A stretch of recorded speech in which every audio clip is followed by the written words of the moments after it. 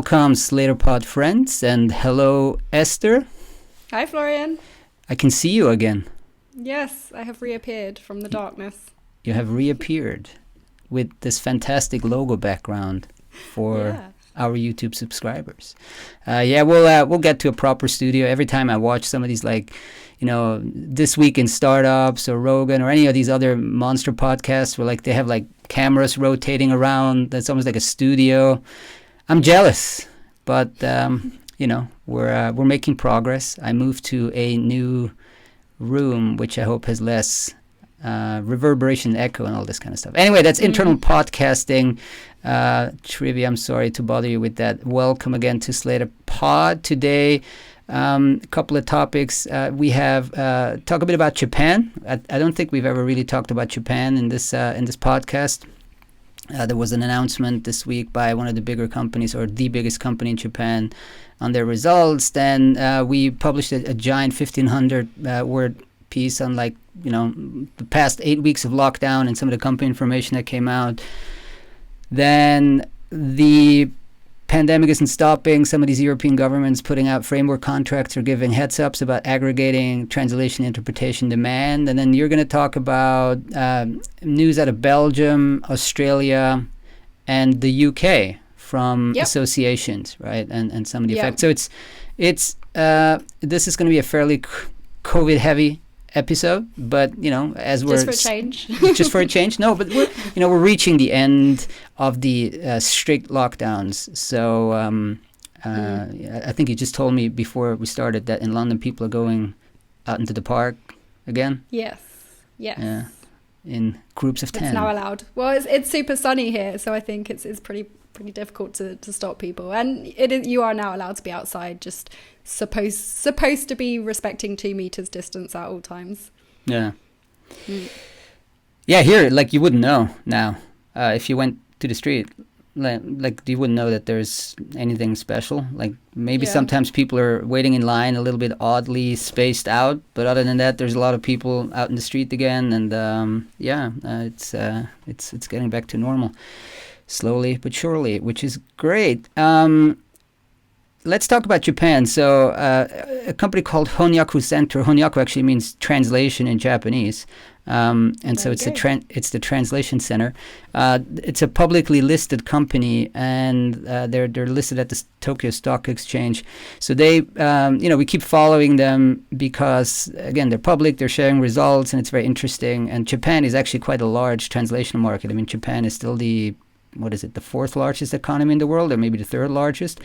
So it's a giant economy, super sophisticated, and it's a very large translation market. So they talked about that the sales, the revenue was down 4% year on year. So they're now at $170 million. Operating income dropped to $7.5 million. And revenue from their core translation business fell 4.6% to $75 million. And this is very translation. They're the leading supplier over there. And so $75 million in pure translation business is quite substantial. Now, the kicker here is their shares in the stock market are down 37% this year, and their market cap is at an unbelievably low $39 million US. Again, market cap is basically the value of the company if you aggregate all the shares, right? $39 million is very, very little for a profitable company with over $100 million in revenue in a business that, we've spoken many times about now is actually relatively resilient to this crisis. It's less than half revenue or 6 times earnings. So I was wondering when we were writing about this piece that potentially Honyaku could be becoming like an interesting target for an acquisition, friendly or unfriendly. I think unfriendly is probably really tough in Japan. I'm not familiar with Japanese corporate governance and all these rules there, but it could become a target because that's very little for a big client footprint in one of the major global markets, right? Now, I did check I mean, in Japan, you can be listed. It can be one of those mini cap, small cap companies. And I'm not sure about like the free float. I did find a note on Market Insider that their free float, i.e., all the shares that are traded publicly, are 63%. That's quite high. So you could theoretically just go and buy some of those shares in the open market. Okay. Yeah. So it's possible. Now I don't know what other like conditions there might be. I mean, if this was in London or New York, you could probably almost launch like a hostile takeover if you were interested in it, but I'm not sure about Japan.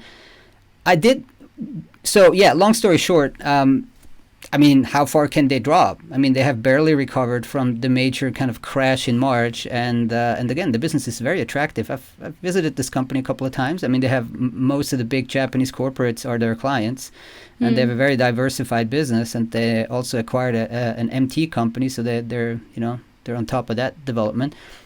Don't know why it's so low. So potentially a target going forward.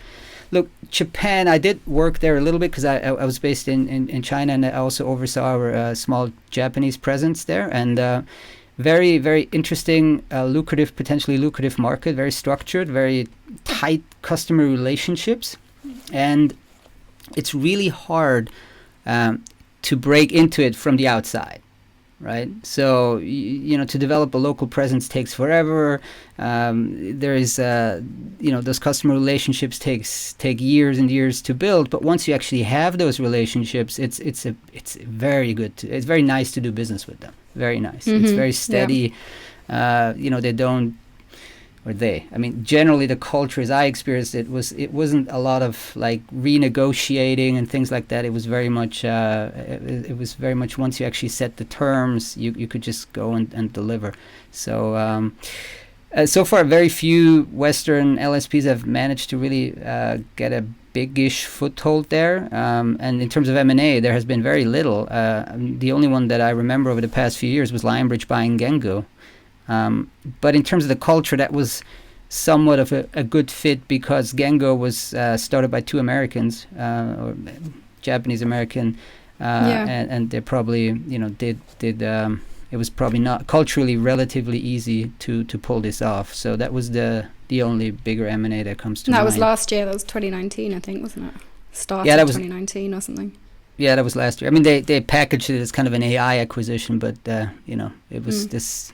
It's a translation business that has this kind of data labeling side to it, which Lionbridge found attractive. So, yeah, moving on from Japan. I mean, obviously they're having a hard time there because they had to cancel the Olympics as well. So this is probably going to impact the translation side. Like Olympics are typically very good for translation companies. Lots of people gathering. So moving on, we just want to point out that we published a major recap of like what happened during the lockdown to some of these LSPs, 1,500 words just out today, kind of gathered all in the bits and pieces of all these announcements that we came across over the past 2 months. And so head over there to read it. The point was really not to put an overall view on things because as I'm writing today in the newsletter, it's basically consistently inconsistent, as we also discussed last time. Just go and head into the piece and make up, make your own views there. One interesting fact that we picked up on when we did some additional research, that apparently 70% of clinical trials have been disrupted now by enrollment suspension. 70%. That's a lot, right? So it's very hard to get patients onto the sites, to these clinical trial sites. And so this is massive. Again, why is this relevant to a language industry podcast? It's because some of the biggest players, the most lucrative or most profitable players in this industry, are actually very heavily reliant or very much engaged in clinical trial translation, which is one of the more lucrative businesses. So TransPerfect, RWS. So if 70% or that figure, I don't know exactly what. Disrupted means maybe there's still some ongoing activity, but we don't really know it yet. But if 70% of this is disrupted, that must have an impact on the translation side as well, right? Yeah, at some point as well, not necessarily kind of immediately, but at some point down the line. At some point down the line, that's going to have an impact. And yeah, I mean, the only live tracking we have there is when we're looking again at the share price, and there you have RWS basically made up all of the losses of the year, and they're back in nearly positive territory for the year. We spoke about it in the last few podcasts. Maybe it's because all this liquidity is poured into the markets, or because the business is super resilient. But yeah, I mean, let's see how their life sciences business is doing with all of this disruption. So yeah, head over 1,500 words of pure aggregated language industry intelligence. Final update from me is a Dutch contract we covered about 4 or 5 months ago, when actually some linguists, translators, interpreters went on strike because not even the pandemic is stopping the Dutch Ministry of Justice and Security from giving, well, it's kind of an advance notice that they'll be starting to roll out dozens of large translation interpretation contracts in from October 2020. For everything from the police to, asylum seeker offices, probation officers, everything, right? So a full-on major tender. And there was some well, the linguists pushed back because of some of the quality regulations and metrics that apparently have been changed, or they're apparently lowering some of the quality hurdles for people that can get onto these contracts. And generally, it's another move of centralization, right? This has happened now in many European countries where instead of individual authorities outsourcing work directly to freelance linguists and having their interpreter or translator lists, the government comes in and says, no, let's centralize all of this and outsource it to, a few vendors that are then doing the aggregation with the linguists. And managing the outsourcing and contracts and things. Yeah, managing the outsourcing, making it a lot more corporate, and basically breaking a system that has worked in most countries, but probably has been fairly opaque and it's hard to track. Potentially more expensive. Potentially more expensive, right? And then there's always the quality element. I mean, since it is more expensive, you would assume that it's, probably good at this point. So it's a tricky story to cover, but it's an interesting one, because again we went from the UK, the Sweden, the Denmark, and now we have the Netherlands here. So we'll see what's going to happen in October. Definitely going to cover that as well. We're alerted by a tweet. Actually, somebody on Twitter tagged us and said, "Hey, check out what's happening here." So, I encourage everybody, if you have things you want to share with us, tag us on Twitter, send us an email. If it's a story that we feel is relevant to the audience, we're definitely going to reach back out and cover it. So, staying in the neighborhood, Esther, in Belgium. Yes. What's going on there?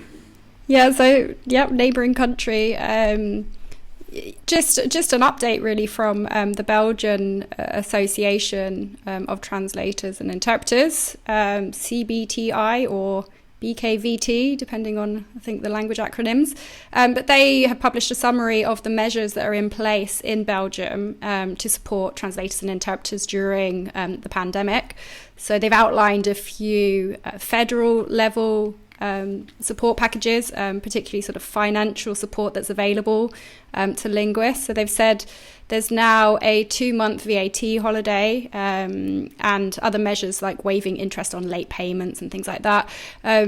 Compensation. So if freelancers have had their businesses or their business interrupted, I should say, for some, I think it's 7 days or more than 7 days in a row, they can start to claim compensation to replace lost income. And they've got, I think, between sort of 1,300 and 1,600 euros per month available for replacing income. And they've also highlighted the fact that other support, other types of support are available as well at a more local level. They also, I think they shared this a few months ago, but they've also reiterated the sectors that they feel are worse affected by the pandemic. So they've again said that the ones that you'd expect, tourism, retail, as well as sport, construction and art, randomly are taking a hit at the moment, while there is a surge in demand for some other areas, including health and safety, e-commerce, e-learning, and media. And then other sectors such as IT, technology don't seem to be too affected. And they've also escalated, I suppose, or brought to the attention of some interprofessional bodies the situation of conference interpreters, who they describe as being in a critical situation at the moment because all of the face-to-face assignments have obviously been cancelled. Translators sort of affected, but potentially less so depending on which areas they're working in. And they've encouraged translators and interpreters at this time to take the opportunity, potentially when they're not as busy as they would normally be, to think about wider things that might potentially help their business in the long run, like strategy, marketing, communications, and doing some training, potentially to sort of diversify into other areas as well. Did they talk about how, like, conference interpreters, for example, are supported by the government? No. Well, I mean, I think that would include the freelancers. All of that package would also apply to conference interpreters. Okay. Yeah. Sorry. Yeah. So the freelance sort of, I think it's available to anyone who's like an independent. They describe it, which includes freelancers. So that would be the replacement income. And that's just at the federal level. I mean, I think obviously in Belgium they've got sort of local authorities as well, depending on the regions, that might provide sort of other either exemptions or different kind of packages, not necessarily just financial, to support people during that time. Yeah, it's just, yeah. I mean, I only pointed out conference interpreters because it's so hard for them to get other work. I mean, as a translator, you could argue you can kind of, at least you can try to do some other work. I mean, like as a conference interpreter, it's almost like somebody took my laptop, right? I mean, and then said, hey, yeah, try cannot work. Try publishing an article. I mean, there's this whole move towards remote, and these companies seem to be doing quite well. We just had this. There was this announcement that Professor Olsen, the Monterey professor, is now joining Kudo, the conferencing platform, as a VP of VP of customer success. So at least someone's hiring. Yeah. Well, I mean, and that, I think that kind of brings us on to what's happening in Australia. What's happening in Australia? Well, yeah, they're sort of setting out some guidelines, I suppose, for remote, particularly phone and telephone and video interpreting during the pandemic. So this Hang is on. from And this we got from Sweep, right? Yes. Yeah. From our Sweep service that sends a daily email to people. Correct. Yeah, we should probably write about this next week. This is okay. You want to write? Well, okay, we can follow up and do a We piece can follow up on that, yeah. Why not? Yeah. So yeah, a couple of Australian associations have come together, including Sign Language Interpreter Association, to issue some guidance really about the use of remote interpreting during the pandemic. So it sounds like overall they're not super enthusiastic about the idea of kind of remote interpreting, but they kind of said, well, we know that it's necessary at the moment. So they had actually said, which I think was quite interesting, that they wanted to express our concern at the increased use of telephone interpreting in court and tribunal hearings, which we have seen arise even before the extraordinary steps had to be taken to deal with the current pandemic. So sort of outside of coronavirus, they had already started to see a trend towards remote interpreting. And they say, given the very low rates that interpreters are paid when working in this mode, we assume that the increased shift to phone interpreting has taken place to reduce costs. So that's, I suppose, their kind of one of their objections to it. Generally, and they also say that particularly in court interpreting, which they seem to be quite focused on court interpreting here, that audio cues are, for interpreters are not enough or insufficient to achieve the level of accuracy demanded in that particular setting. What about visual cues? I mean, let alone. Well, I suppose if you're doing, I mean, I guess this is assuming that or trying to encourage people to take up video interpreting rather than phone interpreting. I got it. Sorry. Yeah, I misunderstood. Yeah, audio cues on their own are insufficient. Yeah, because you need visual cues. Yeah. Yes. Yeah, so I suppose, it's kind of, for them, maybe the lesser of two evils would be the video remote interpreting above phone interpreting for in a court setting in particular. Yeah, that makes sense. It makes sense. Yeah. Generally, I think courts should be the last place to. I mean, you want to have a fair trial, and I think just audio only. Yeah, feels very. Well, I'll read out a couple more of their sort of guidance or sort of recommendations for dealing with interpreting during the pandemic. So. For one thing, they're saying remote interpreting assignments should be paid at least the same rate as face-to-face during the pandemic. They're also saying that if you are using phone interpreting with just one single interpreter, the assignment should not last more than half an hour in any setting. They're saying that when you're using video interpreting, interpreters should be able to take a 10-minute break after half an hour of interpreting, unless it's for court interpreting, because obviously you can't just take a break, I suppose. And then court interpreting, again, they're specifying what should happen here. Any court interpreting that lasts more than 1 hour should take place over video, I guess, rather than telephone. And you should use 2 interpreters who switch every 15 minutes to half an hour. So. And again, this is the guidance that's coming from the Australian Association of Translators and Interpreters and the Institute of Interpreters. It's a couple. Yeah, it's a couple of associations that have issued this. Translators and Interpreters of Australia, Australian Institute of Interpreters, and there's another one for sign language interpreting that's also on board with this. Yeah, we should follow up on this and see how this has been received on, I guess the client side, the government side. And I suppose also to find out what kind of the trend was before coronavirus, because it seems to be that they're sort of, while they're kind of saying, oh yeah, obviously it makes sense right now for interpreting to take place remotely, not necessarily a kind of good strategy in the long run. Got it. All right, one more trade association. Well, that's a trade association, not a freelancer association. The ATC in the UK, they published a follow-up. They called it the Coronavirus Pulse Survey. About 34 companies participated, right? Or roughly, now maybe like 40, 50, I don't know. But what were some of the major takeaways? Because that's a very recent survey. That's a recent survey, and it's an update from the same, I think, survey they ran in May. So some interesting things coming out of that. I think 65% of LSPs, so UK-based members of the ATC or UK ATC, have said that their businesses have now been significantly financially affected by the coronavirus pandemic. So more people than responded the same way in April. There's also about nearly 60% said they'd seen a decrease in revenues of between 50 and 70%. Again, more than in April. How? A quick question: how many percent do you think have signed up to the Big Words program? 0. I don't know. We'll see.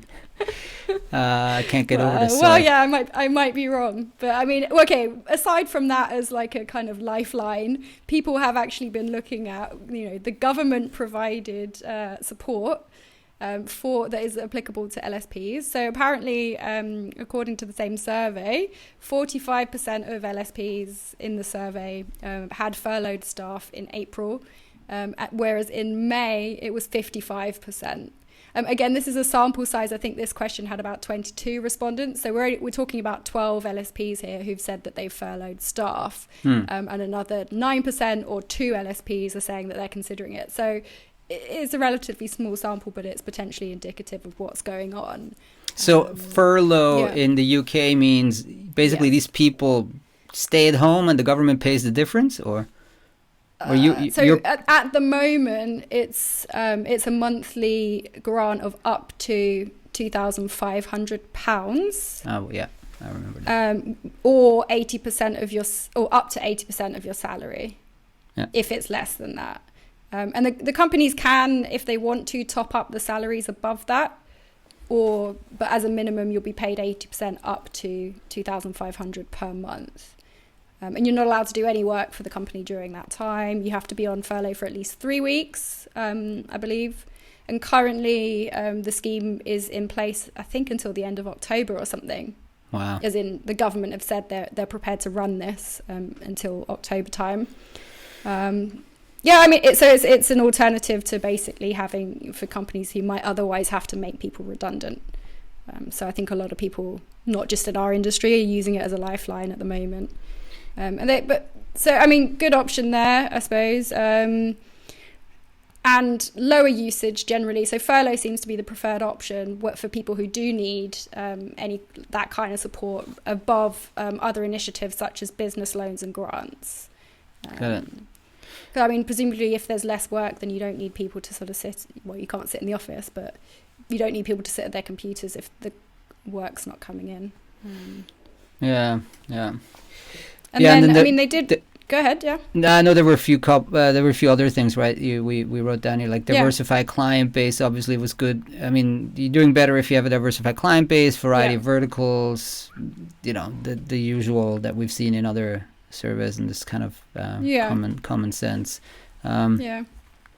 So I mean, I thought the one sort of conclusion that they made, which was that there's a growing gap between companies who were sort of impacted by the pandemic and those who are not.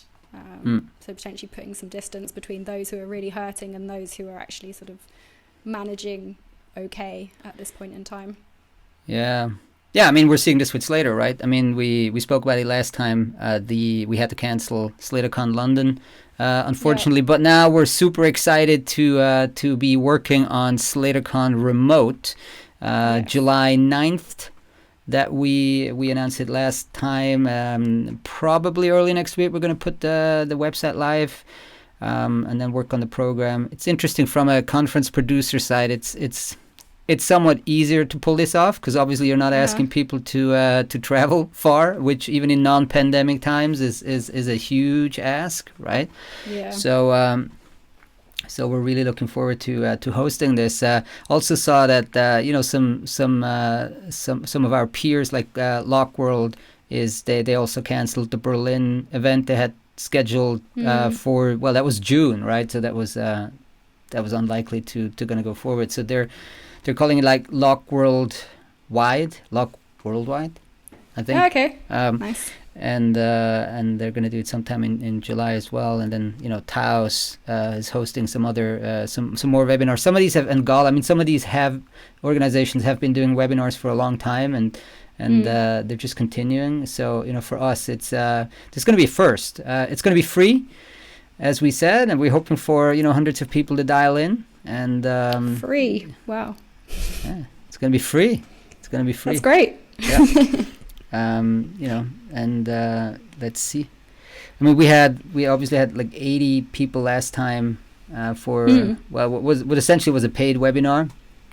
That was fantastic. At this time, we're going to go a little bit for scale, and let's see how many people we can interest in this. It's going to be super diversified panel. All right, that's it for today. Thanks to you. Thanks to you. And have a good weekend. Tune in next weekend. All right. Bye. See ya. Bye.